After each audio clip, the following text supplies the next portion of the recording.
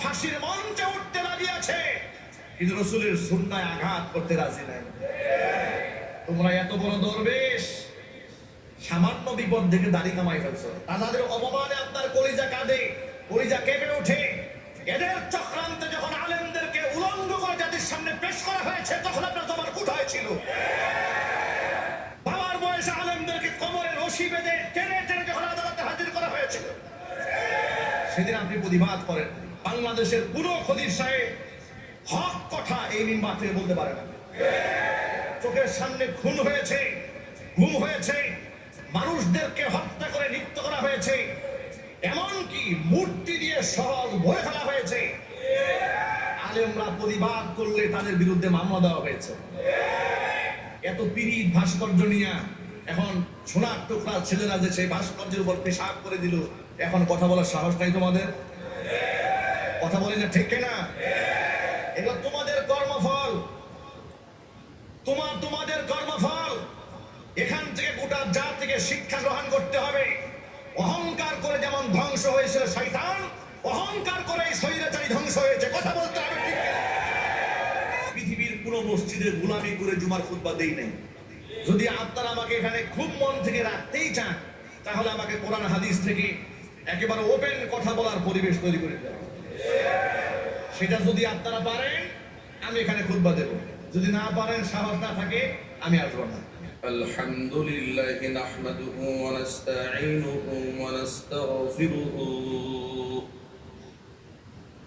আম্মা বা'দু ফাআউযু বিল্লাহি মিনাশ শাইতানির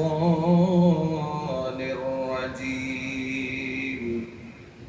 বিসমিল্লাহির রাহমানির রাহিম।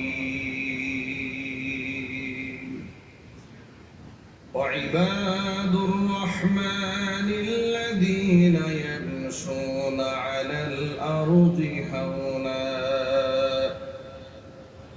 وإذا خاطبهم الجاهلون قالوا سلاما.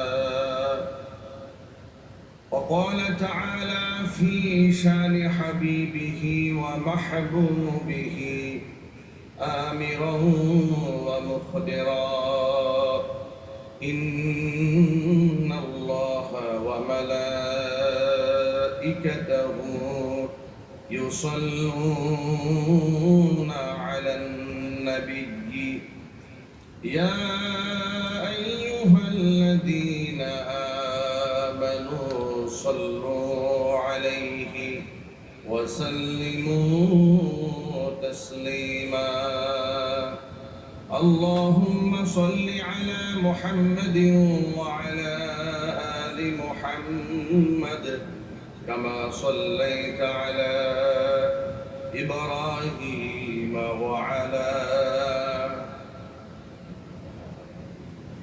إنك حميد مجيد.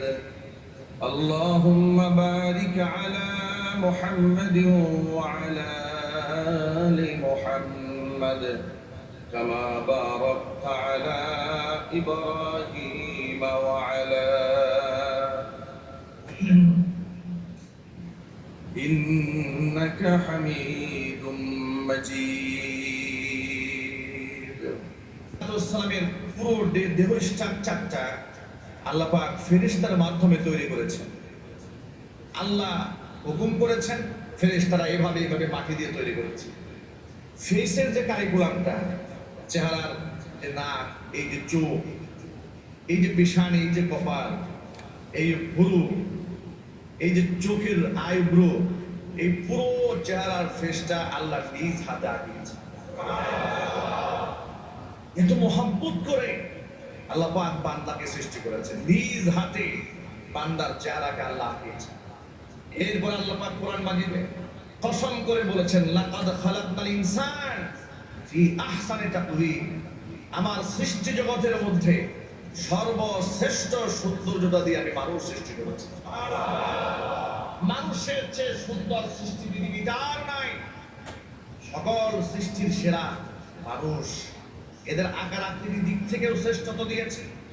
ওয়ালাকাদ কাররামনা বানি আদম, মর্যাদাগত দিক থেকেও এদেরকে আমি সম্মানিত করেছি। আমি এদেরকে আল্লামাহুল বায়ান, এদেরকে আমি ভাষা শিখিয়েছি।